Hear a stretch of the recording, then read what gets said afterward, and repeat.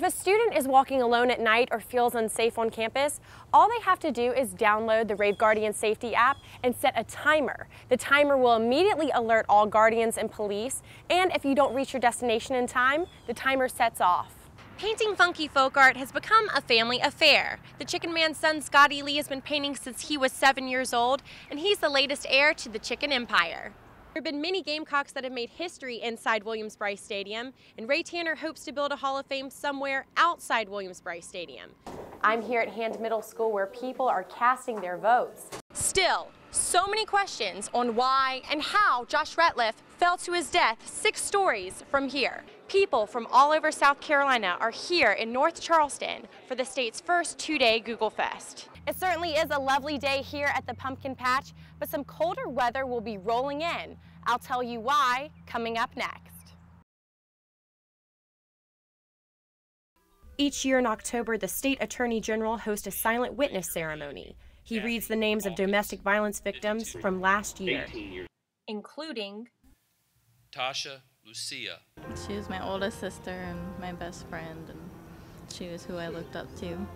Kimberly Lucia, Tasha's mom, has come to the ceremony because she feels a need to be here. Unfortunately, it has to come to this, and I just feel that no mother or loved one should ever have to attend a ceremony like this. South Carolina ranks 2nd in the nation for women killed by men. Hundreds of people are gathering here today to remember the victims of domestic violence that are right here in this book.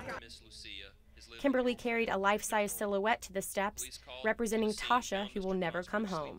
This year, there are 47 silhouettes, 38 are female victims, and 8 are male victims. Dale Wells, a domestic violence survivor, says domestic violence does not discriminate. Domestic violence isn't a woman's issue, it's not a man's issue, it's a human issue. Wells has attended the ceremony for the past 7 years and says changes need to be made. This ceremony is getting bigger and bigger every year. I look forward to the day where there's one silhouette being held up there. The ceremony brought people from all walks of life together who are grieving the ones they love and raising awareness to stop the violence.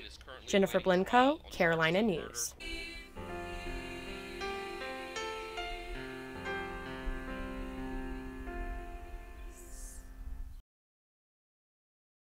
Sitting on the corner of an empty lot in downtown Columbia, Ernest Lee, otherwise known as Hey, Chicken Man, has become famous in the Midlands for painting chickens. I'm painting chicken and sold about 20,000. The Chicken Man doesn't just stick to chickens, he also paints palmettos and people. James Brown, all kind of stuff. Painting funky folk art has become a family affair. The Chicken Man's son, Scotty Lee, has been painting since he was 7 years old, and he's the latest heir to the chicken empire. Mainly they call me Chicken Man Jr. or Little Chicken.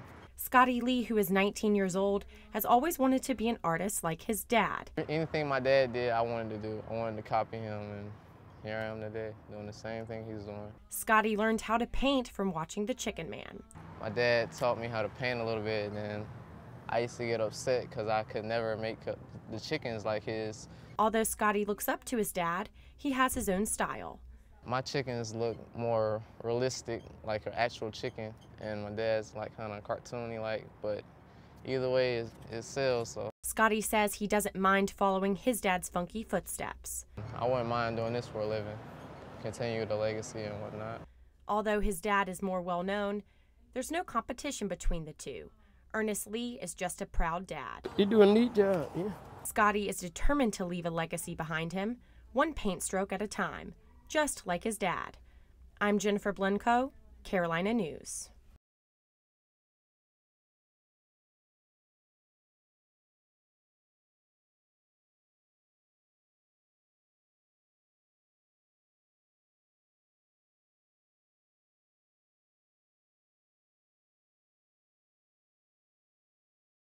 It's a special event that we get a chance to honor the best. Each year, Gamecocks are inducted in the Hall of Fame, which has plenty of members, but no building to display awards. The university's athletic director, Ray Tanner, says that's going to change and plans on building the Hall of Fame in the near future. Well, I don't want it to be 10 years. I want it to be inside of maybe 4 to 6, somewhere in there. Most USC trophies are scattered all across campus.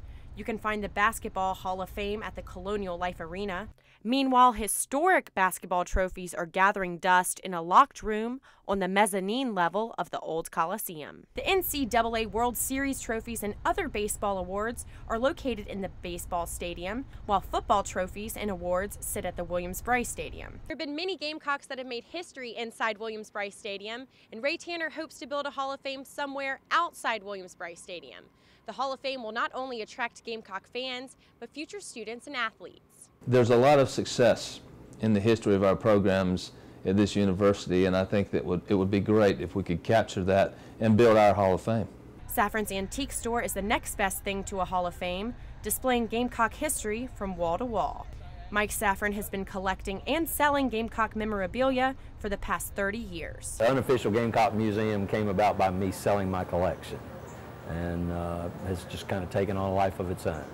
Former Gamecock baseball star Tommy Moody met me at Safran's and relives his glory days by looking at memorabilia. He handles the Hall of Fame induction ceremony every year and would like to see this type of memorabilia at USC's very own Hall of Fame so fans can see Gamecock greats like Heisman Trophy winner George Rogers. If you had a Hall of Fame museum, you could go in and see them anytime. You could show them to your children, your grandparents, your family. If you're a student, when they come into town to visit you, it'd just be invaluable for Carolina.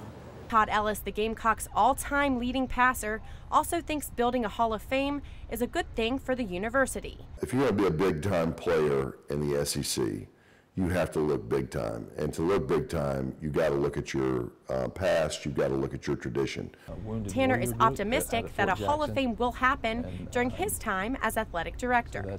A Hall of Fame is very important for us in the Department of Athletics, and hopefully we'll be talking about it in years to come in a completion phase.